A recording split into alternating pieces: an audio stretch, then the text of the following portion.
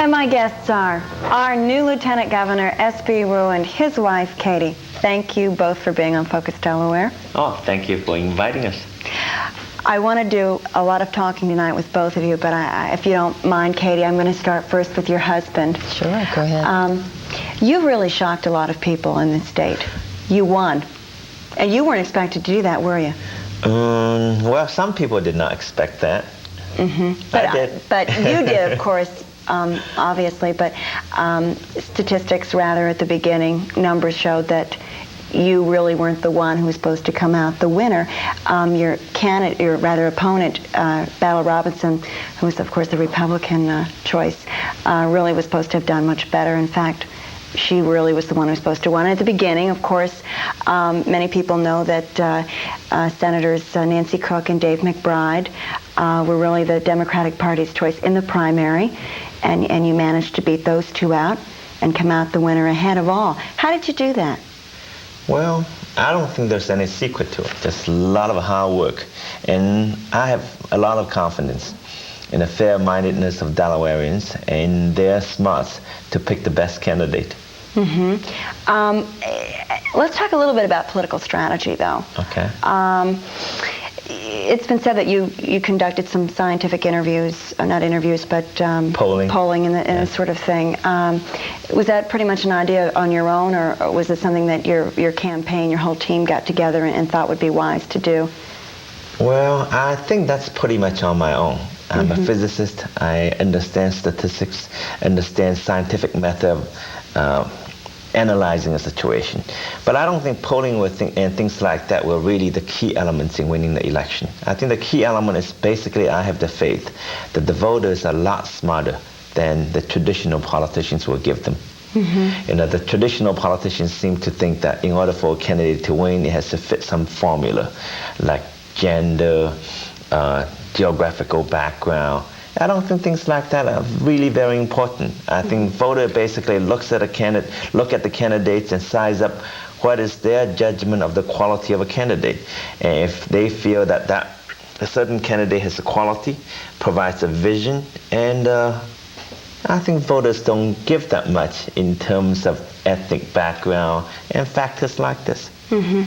At the beginning, you had to put up with some ridicule. I remember at the beginning there was this little chanting of S.B. Woo, woo-hoo. Plus the fact that you're not a good old Delaware boy. You weren't born and raised. You really, in the state, you weren't part of this political system here. And for you to just one day announce that you want to run for lieutenant governor shocked many of the Democrats in this state, the Democratic machine, so to speak. Did any of that hurt at the beginning, not knowing that you weren't getting that support? No, it didn't. I think it was quite natural for the traditional political people to react the way they did. There was certainly no bitter feeling on my part, but I'm only so glad that now they say, wow, who won? It made my victory all the more sweeter. And well, I'll get back with you in a minute, S.B. But Katy, how was it for you being the political wife on the campaign trail for the first time? I take it. Did it take a lot of getting used to it, getting adjusted to the rigors, the schedules, and all that? Well, I'm not really new to political campaigns, although this time the campaign was with your husband, rather. With my husband, that's right. I had been involved very, I guess, intensely with the Biden campaign back in '78 and worked for him for many years. So I've seen it, but you take it a lot more personally when it's something that's positive or something that, you know, somebody might say negatively about the candidate. It's much more emotional. And, did you seem to enjoy it overall? I wouldn't say that it's something that you enjoy. It's a learning experience, and I think, you know, it's a necessary step to getting elected, and I think I found it a very worthwhile experience. I did enjoy it most of the time, but you know, there are days when you just don't feel like waking up to the world. That's right. And putting on your smile and saying, you know, just being very pleasant, because you might not feel that way. Is there any point where the two of you would look at each other sometimes and say, what are we going through, or let's get out of this while we can? No, I don't think so. I think we realized that we had to campaign and go out there and meet the people. And there are days when we, really don't relish that, but most of the time I think, we're really quite ready for it. I don't think there are that many people out there. I mean, I think the average person is aware of what the person who is running for the office goes through, but not his family or his wife, because of course he's going to be away from home an awful lot more than what they're used to seeing him. Let me get back with you, SB. Okay. You're going to be working with Mike Castle. Of course, he's our new governor. And the fact that he is a Republican and he has some experience, of course, being, of course, the former lieutenant governor of the state.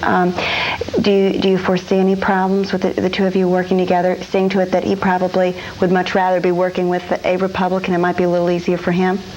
Well, he might have preferred to work with a Republican lieutenant governor initially. But on the other hand, given that I'm a Democratic lieutenant governor, it actually presents a unique opportunity for him, because by his welcoming me into his executive team, he's making a statesman-like comment to all Delawareans that as far as he as a good governor is concerned, partisan politics is gone. We get on with the job that motivated us to run, that is to serve the state and serve it well.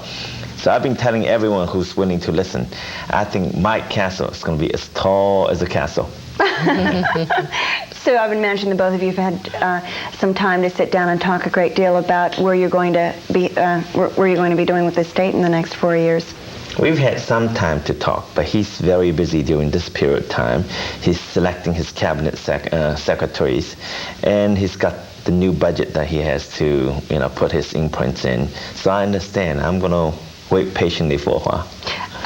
At this point, are you willing to talk about maybe some of the goals? Sure. I think basically during the campaign period, I was thinking in terms of two major issues. It would be the improvement of our public school system, and then in terms of making use of the latest technology to serve the industries of Delaware. I think our economic welfare in the future will relate very much to how we make use of it. As a scientist, I believe I understand the implication, the ramification, and application of technology in the 20th and 21st century.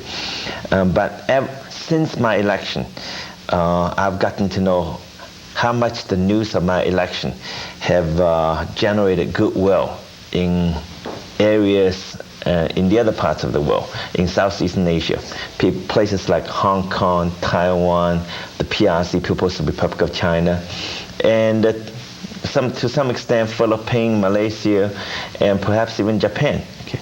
First, people reacted with disbelief. How is it possible for a first-generation Chinese American to get elected as a lieutenant governor? But after the surprise wore off, people come to the natural conclusion. It's got to have something to do with the democratic system here. It's got to do with the fair-mindedness of the people in here. And given that I'm elected in Delaware, perhaps a special goodwill towards Delaware.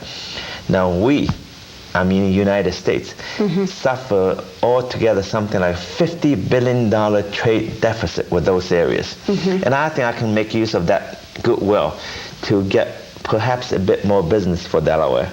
Let's talk a little bit about your background. You were originally from... I was born in Shanghai, China. China, correct. And your family fled from that country to, was it Taiwan or? Actually from the city of Shanghai to Taiwan. Okay, and then from there to, California, San Francisco? After that to Hong Kong. Hong Kong. And I went to school in Hong Kong, high school. Okay, and then eventually, where did you end up in the United States? I first went to Georgetown College in Kentucky, did my undergraduate school, and then went to Washington University in St. Louis, got my PhD in physics. After that, went to University of Colorado and National Bureau of Standards to do 2 years of postdoc before coming over here to University of Delaware. What was it like as a young boy, not coming to this country and not really knowing the language? Scared. Studied very, very hard. And, well, that turned out to be useful. That got me on a 14 to 16-hour work habit.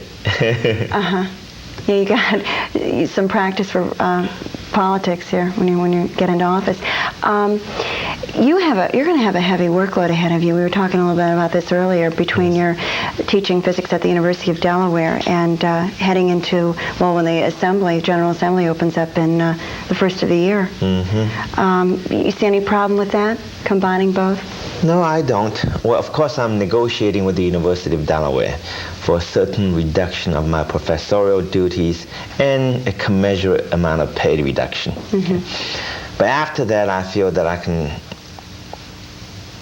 satisfactorily perform my duties as a lieutenant governor and fulfill all the teaching commitments that I would have. I'll be teaching all the same courses at the university, but I won't be doing quite as much research. Okay. And I work many hours a day. Okay, well, listen, we're running out of time here, but I wish you the best. I think you're going to make a fantastic lieutenant governor. And Katy, I think, of course, you have to be thanked because part of your success and sticking by him all these hard campaign days have certainly paid off. Thank you. Wish the best of you.